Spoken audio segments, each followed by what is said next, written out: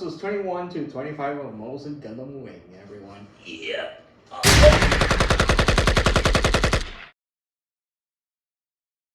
There. Now we can. Yep. Oh boy.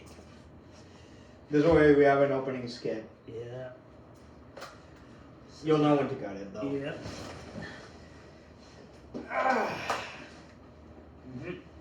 So, I think we're finally past the shit. Yeah, I mean, it's still not good. It's still not good, but we're finally at the point where I can actually say maybe I can rank it out of 5 or something. Yeah, like this is where This is where the show changes. yeah, like the And show actually goes for an anti-war message. yeah, and also it also helps that the it's actually entertaining. I wouldn't say it's good, but it's entertaining. Yep, now it's starting to go entertaining. Like, it's still bad, but I'm invested in... Yeah, like, at this point now we actually get more of an idea for the characters. Yeah. Especially after the first 20 or so episodes literally 25. had us lost for God knows how long. We had to change 2 enemy factions, and now we're here. Yeah, basically, we have to go with the mentality of, okay, so these guys are fighting for the colonies. Nope, now they're fighting to free the colonies. Nope, now they are just fighting for themselves. Yeah, it's like, what? Choose one. Like, and don't get me wrong. And mind you, they do stick this time with the fighting for themselves now. Yeah, like, don't get me wrong, I don't mind shifts in the status quo, but... But this one had so many shifts, and it's still ongoing, I should stress, that it's one of those shows that you literally cannot watch safely. I actually would think that it might be safer to just read the manga version. Yeah. And look, like, if this show wanted to do a genre mashup, or you mean genre shift, go do it, but don't waste my time on 25 episodes of pointlessness. Well, 20 episodes, since it's only at episodes 21 through 25 that we finally start getting the genre shift. Well, tone shift. Well, you know what I mean. Yeah, I wouldn't say genre shift, more like... Tone shift. Well, not as well as a change in who our enemies are from here yeah, on. Even though they should have been established from the fucking beginning. Yeah, like Duke Dermail. Like... Who we've only ever seen... Once. Maybe twice at this point. Yeah, and now he's the main bad. Yeah, he's in the background. We done for now. Yeah. Like it's oh my god, like a lot of people will say, "Oh, come on, Zeta had like other factions." I'm like, "Well, yeah, but you actually get to see them from the beginning." Yeah, you get to see the Titans from the beginning. And here's the thing about Zeta, I need to stress: it had a through line. Yes, Zeon comes back. But the through line is we have to defeat the Titans. Yeah. So yeah. Here, first is like, oh yeah, we need to defeat the Earth Alliance. Oh wait, no, we need to defeat Oz. Oh wait, now we need to defeat Rockefeller. I'm like, choose one. The Rockefeller Foundation is still Oz. It's just a faction of it. You get the idea, though. Yeah, I know. It's so stupid. So let's discuss these episodes, because for the first time, I think we might actually be able to discuss them singularly. Yeah. Something we haven't been able to do since the start of this. Oh yeah. Oh, I can't wait, especially. So episode 21, we basically catch up with Katra after the events of episode 20 or something, where he was basically stranded in space in this Leo suit that he was trapped in. Mm-hmm. He's found by his sister, Area Winner, and taken back to the colony where his father is, who I'm just going to call Weiner Winner, because we never actually get his name, as far as I know. Mr. Weiner. His father dies, and it breaks Katra's mind to pieces. Yeah. I wouldn't say anything about the father, but we barely get to know him that much, and he's an idiot, so... Yeah. Also, the colony he leads are idiots, so... To be fair, that's more, I think, due to the rumor bullshit that I'm suspecting that was going on in the show proper. Like I said, suspecting. I'm just calling it shitty writing. Yes, but I have to treat it like if it was an actual world. How would it actually go around? Oh yeah, you're right. Fair enough. But yeah, It's still stupid, but, you know, it's the kind of stupid that I can at least explain away. Like, I don't mind that kind of stupid, but it has to be written well. Here it's not just... It's not, unfortunately, but everything that comes after has been hilarious in some shape or form. We're getting there. I will give this episode a 7, honestly. I'll give it a 6. It's finally above my hatred for the first 20 episodes. Yeah. 20 episodes. Where I've been barely giving it above a 3 or a 4. Yeah. This one is finally at least above average. It's not good. I will stress this right now. This is not a good episode. Oh yeah, no. By any stretch of the means. But you know what? At least I can understand something, and it does something that the other fucking 20 episodes failed to do. Yeah. And that's explain Katra's shit. Yeah. At least partially. It's not a full explanation. We don't get his full backstory or anything, but we at least get to see something about his past. Yeah, here we get more of him in the show. Exactly. Then episode 22, which is... Wait, is that the duo episode? No, that's episode 23. Fuck, I love that episode. Anyway. Episode 22 is basically Miliardo Peacecraft meeting up with Une. We actually finally get to the proper explanation for the split personality shit, which is still stupid. Very stupid, not to mention sexist. We also get a technical fight between the now Miliardo Peacecraft as well as Troll Barden and Hero. Mm-hmm. Ends in a stalemate, really, but he basically destroys all the mobile dolls. Yeah, because fuck them. Fuck yeah, AI. alongside Troa and Hero. And at this point, we might as well talk about the mobile doll system since it's going to be a major thing going forward. Look.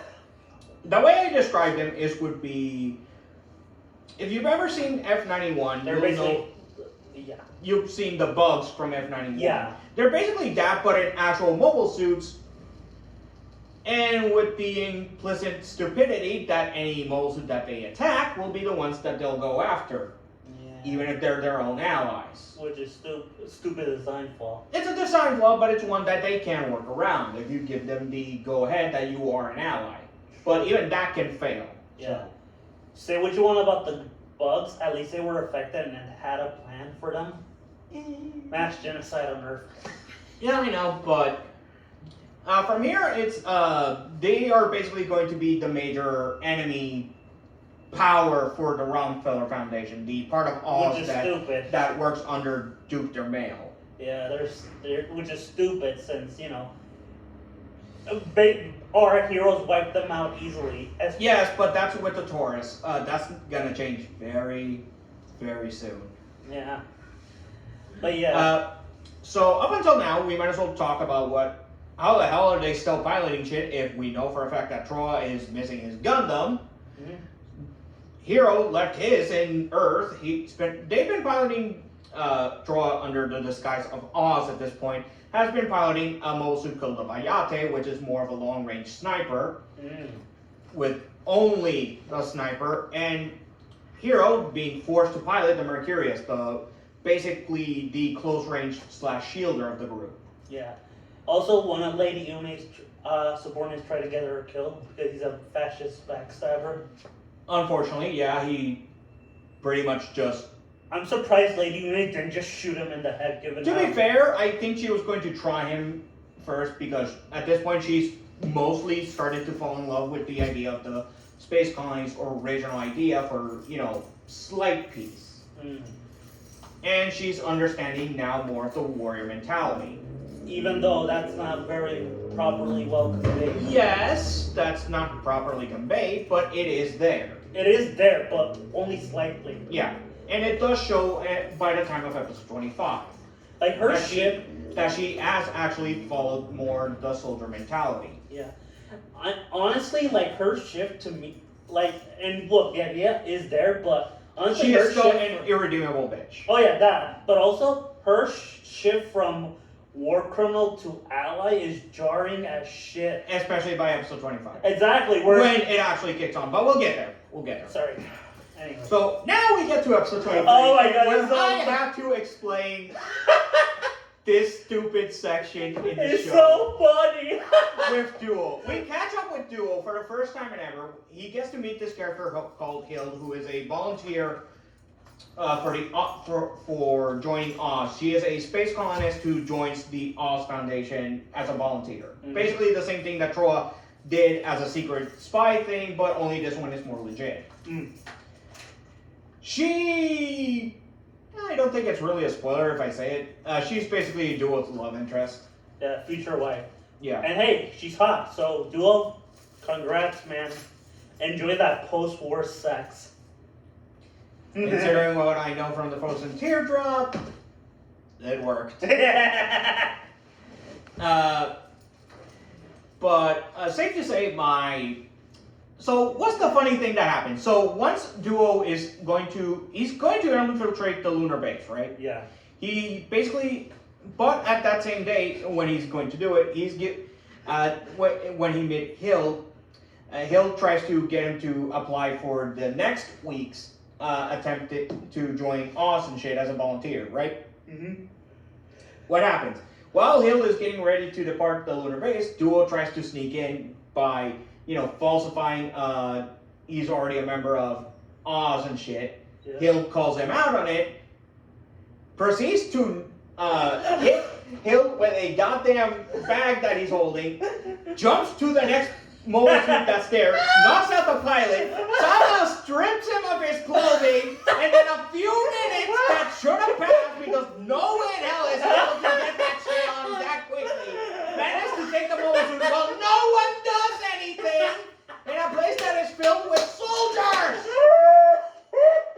Like, holy shit, there's stupid, and then there's the fun stupid.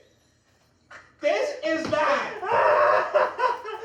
Oh my Like, god, I think I literally broke down. You already saw his reaction. He broke down laughing the first time I had to explain it to him, and when he rewatched it for himself, where I had to call out the bullshit on it. They were on drugs in that episode. There's no explanation. But holy shit, like, Oh my god. I lost my common sense, motherfucker! I lost my fucking mind there. Like, I would play the clip, but no! No, that's something you guys have to see for yourself. I'm sorry. Yeah. Oh my fuck. Afterwards, he does eventually get into the lunar base, but he basically allows himself to be captured by the scientists themselves, by the scientists' order, because they are making new mole suits for him and Wu Fei, who also got himself captured in another extended cameo bit from a previous episode. Mm-hmm. And from here on in, both him and for a while, they basically stay stuck there while getting the new mole suits ready, which they, mind you, I should stress, they did say it would take over a month to complete. By episode 25, the fucker's already 70% complete. Bullshit. Mm-hmm. And it hasn't even been a month yet. Yeah. I will say there had to have been a time skip, because that's the only way I can explain that, as well as how Katra's return happens in episode 24. Anyway, but yeah. We have to give the rating to 22 and 23. Okay. Yeah, let's do it real quick. 22 and 23. 22 first, really. Yeah, 22 first. I give it a 6. 5. Yeah. It's average. It's not good, it's not bad, but, Episode 23, I have 2 ratings for it. 5 out of 10 as an episode, 10 out of 10 as a comedy. Okay, then I'll follow you on that one. 4 out of 10 as an episode. Mm-hmm. It's still below average, so Yeah. it's not. So it had to have happened at some point. Yeah. I will agree with you on the comedy bit, especially with that duo shit. Yeah. That scene alone is like 10 out of 10. Yeah. On the bullshit meter. Yeah.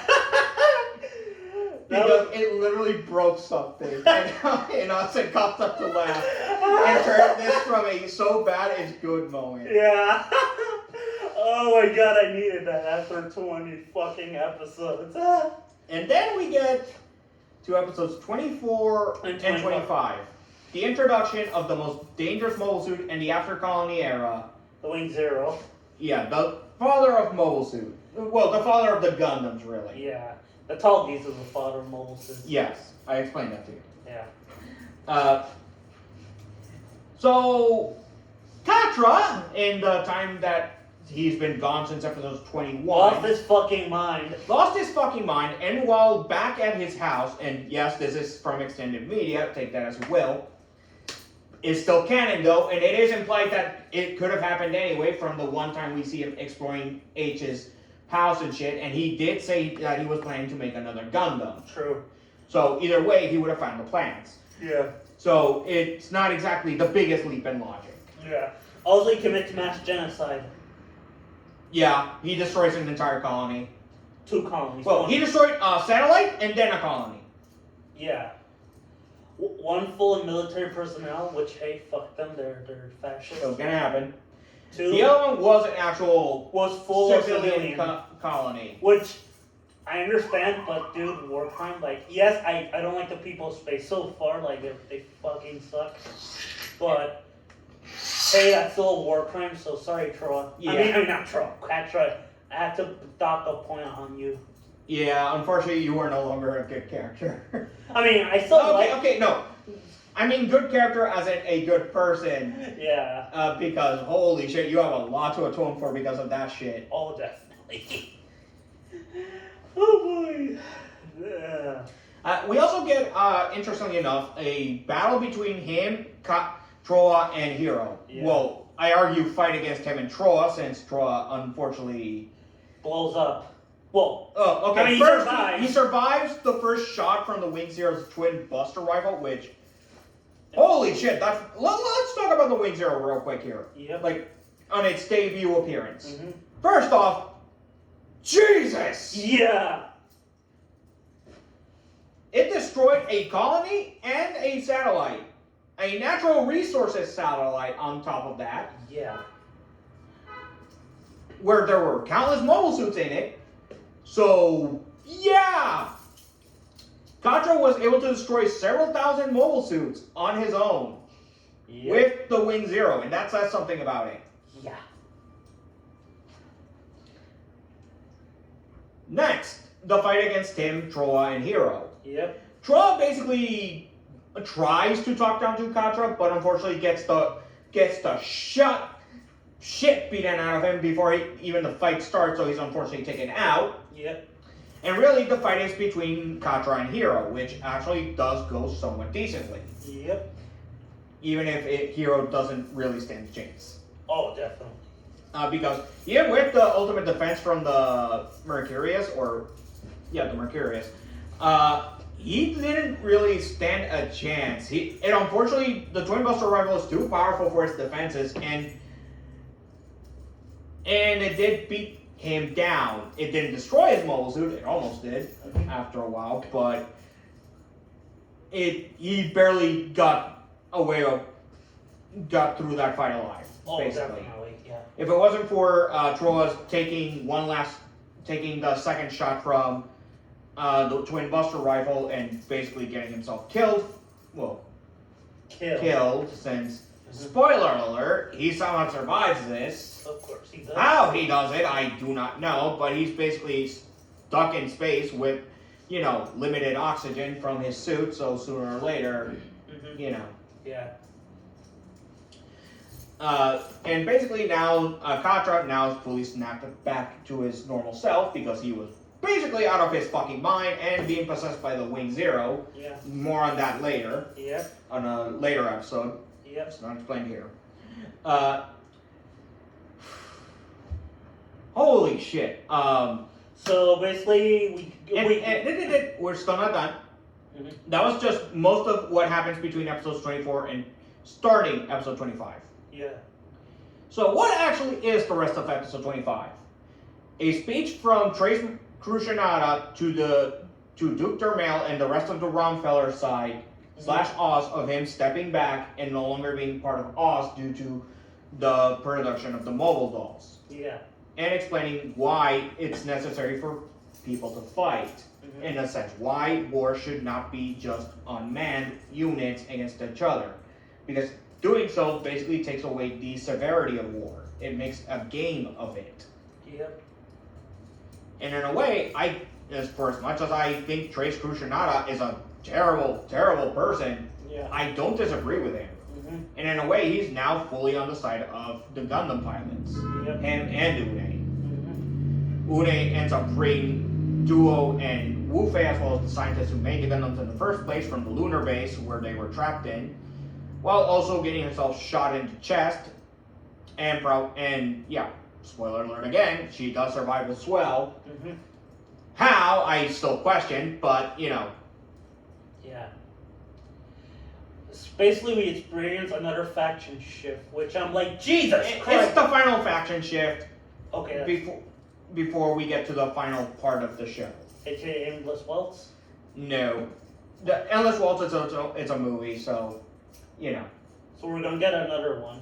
We're gonna get a whole new faction towards the end, don't worry. It's explained how, don't worry. Okay, cool. Yeah, so yeah, and basically, episodes 24 and 25 are really difficult because at the end I'm really invested, but I still can't call them good, so I'm going to give them 2 separate ratings again. Fine. One's as separate episodes and one as the unified episode. I'm counting both as one. It's fine, but if we have to separate. Oh, okay, if we have to separate, okay. I mean, they have the same rating, but whatever. Okay, so episode 24, I give it, as an episode, a 5. And as just full entertaining, because I was invested. Yeah. Even though it's not good, I give it an 8. Okay. Because it actually did manage to get something out of us. I was actually invested. Yeah, and it is changing at this point. This is the point where I consider the show to be its changing point, the halfway. Yeah. In my opinion, I'm going to give first the separate rankings for the respective episodes, then I'll give you my actual ranking for them. Wait. There's also 25. Yeah. Let me do that again. Episode 25, like I said, for 24, as an episode, 5, as entertainment, 8. Fair enough. As their separate episodes, I give 24 a 6. 25 a 6 as well, as their own unified being, as well as the changing point of the show in itself, as well as just for entertainment, because it finally got us to, to actually invest in the show. It just took halfway to the show. I have 2 rankings. Because of how long it took, I unfortunately can't only give it a 4. But if it was just these 2 episodes on its own, I agree with you on the 8. Yeah. But because it took so long, I unfortunately cannot give it any higher than a 4. Makes sense. So yeah, 24 and 25 as a unified piece. Okay, as one episode, I give it a 6. As entertainment, like I said, I'm still keeping the rating an 8. But if you were to rank it because of how long it took, it's gonna be difficult because I was really invested. Yes, but keep in mind how long it took you to finally reach the investment point. It took us no less than 23 episodes out of a 49 episode show. Oh boy, okay. I have to be careful, okay. I guess somewhere between a 6 or a 7. I'll agree with you on the 6. Yeah. That's as far as I can allow It's you to almost. take it. It's slightly above average, but unfortunately it gets massive points docked because of how long it took, how much we couldn't understand the show, and how impossible it is to still understand the show without the context. Yeah. And look. Which is why I'm going to say this now. If you are at all interested to get into Gundam Wing, don't watch the show, read the manga. Just read the manga, please. At the very least, it's either the Glory of the Losers manga or the official manga version. Yeah, because at least they give you context. Like, this is just countdown to Final Crisis. Yeah.